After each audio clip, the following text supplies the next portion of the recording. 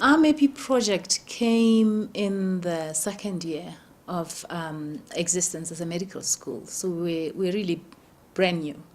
And I think the MEPI just allowed us to do what we had planned to do anyway, but do it quicker and maybe in some ways even do it better because there were resources to ensure that we could do it better.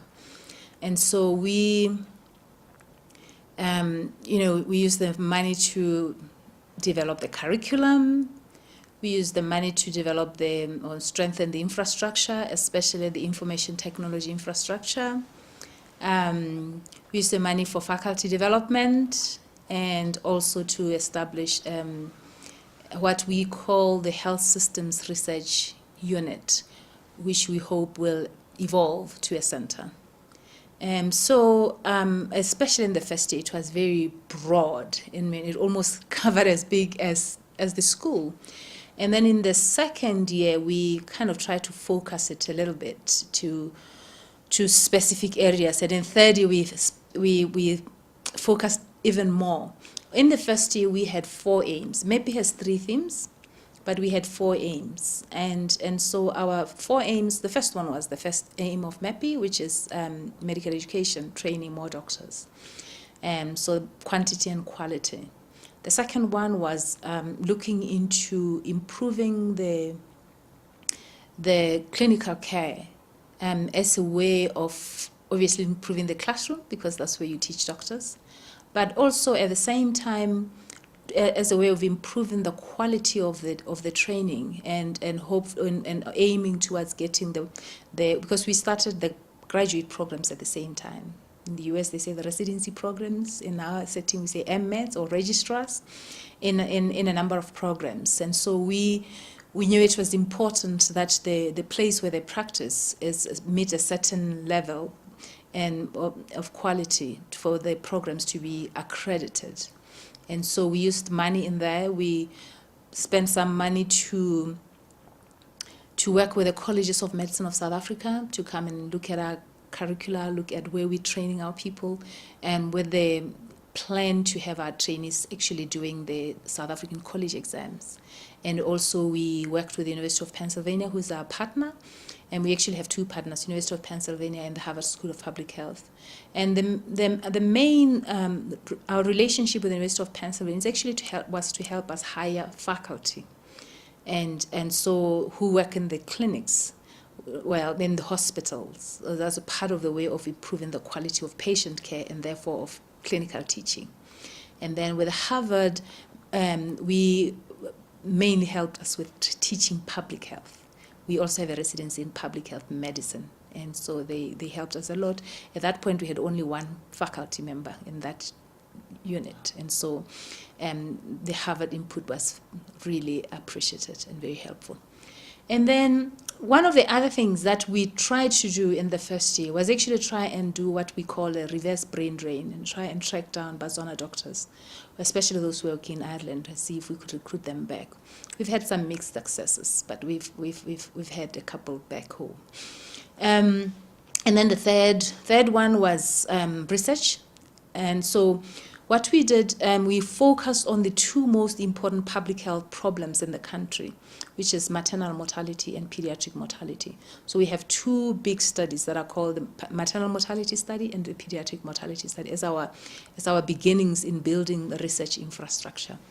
And then the last one was actually more looking into strengthening distance trainings facilities and also improving patient care across the health system. So there were 2 aspects to it. The first aspect was the pediatric outreach to the rural areas. And so the doctors went out, they saw patients that had been already set aside for them. They went on rounds to see problem cases, but they also taught the doctors and nurses in these sites. Now, the aim of this was also that our trainees will learn through the experience. So they'll go out as a team of a pediatric resident, of a pediatric faculty, and also of a medical student. And so they go out together. And so that was one way. So strengthening and helping the doctors and nurses in the distance, but as well as getting our trainees to experience practice of pediatrics outside of the big centers where they were used to working. But at the same time, actually providing patient care and also providing the linkages between these distant sites and the referral sites. Because now, very often when they try to refer a patient, they have a name, but now they could have a name and a face so that who they're talking to at the end of the line.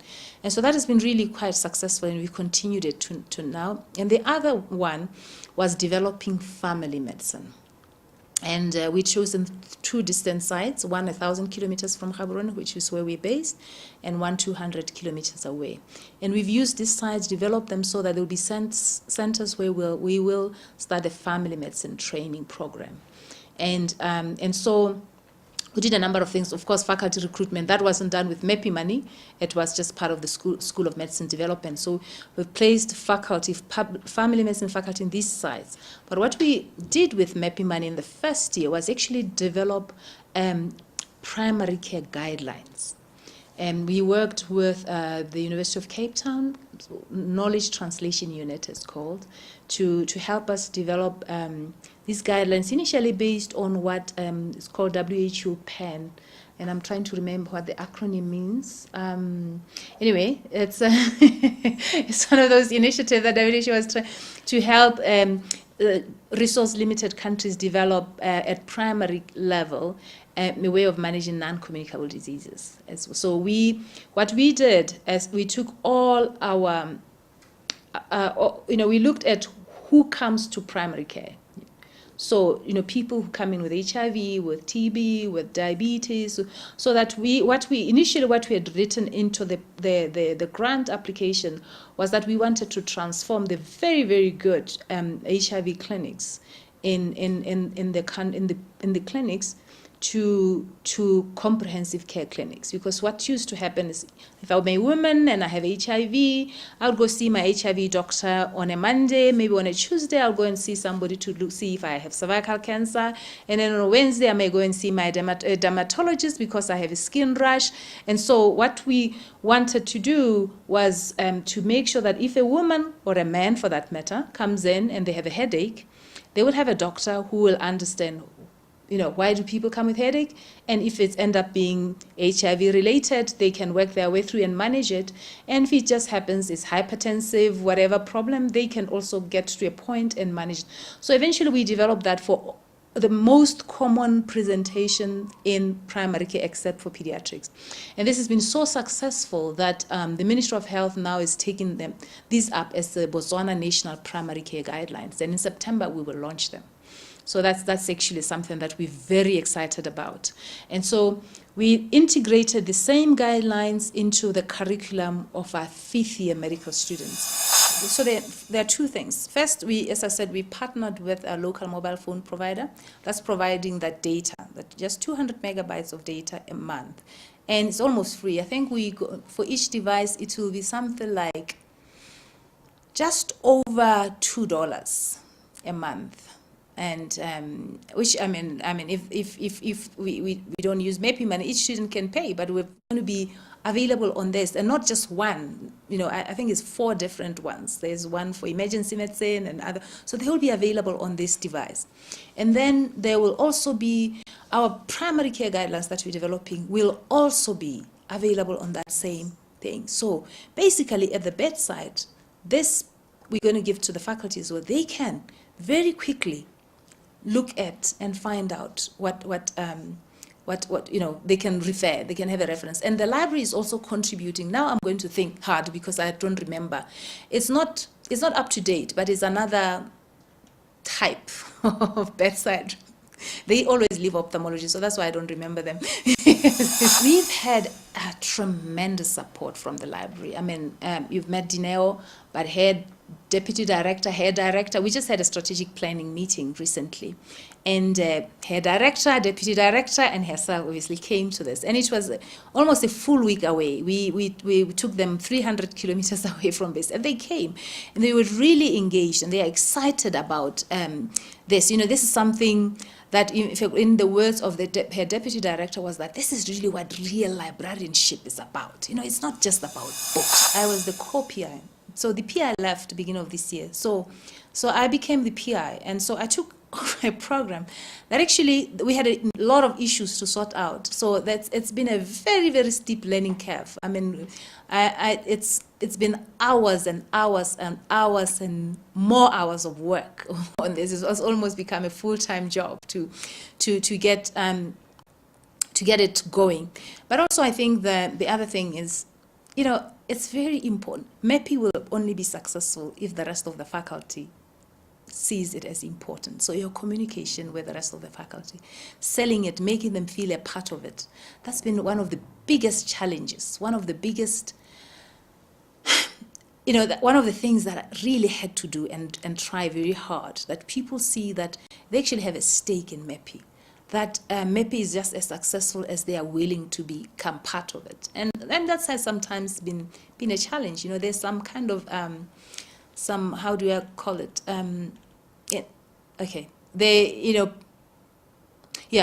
I think that has been a real challenge for everyone to feel that, the faculty of the school to feel that this is their program. Because sometimes people feel if it's our program, then we can just come with ideas and change it.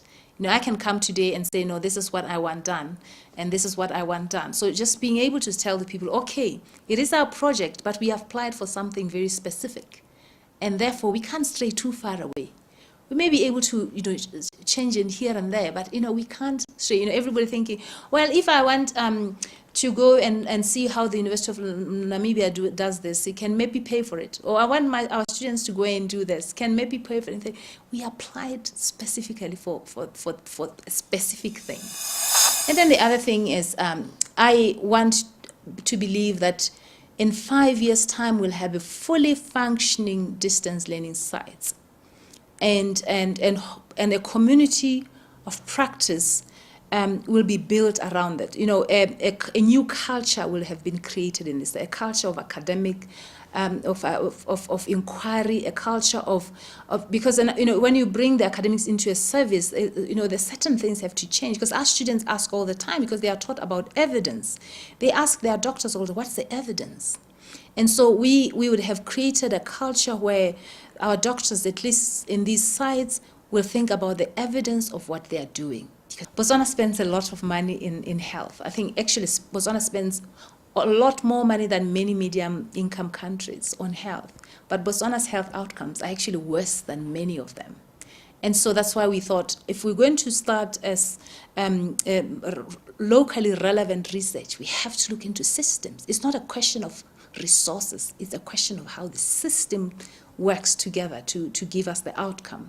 And so what I am hoping is that by that time we'll actually, through the system or through the center, we would have started to really look at the pertinent issues. We'd have found out why it is that despite the fact that we have one of the most successful PMTCT programs on the continent that has reduced transmission of maternal child HIV from 40% to under 4%, we still have so many of our children dying. And so I'm very excited, because I think we would have hopefully found many answers to that, and hopefully have translated some of these answers into policy. So I'm really quite excited about it.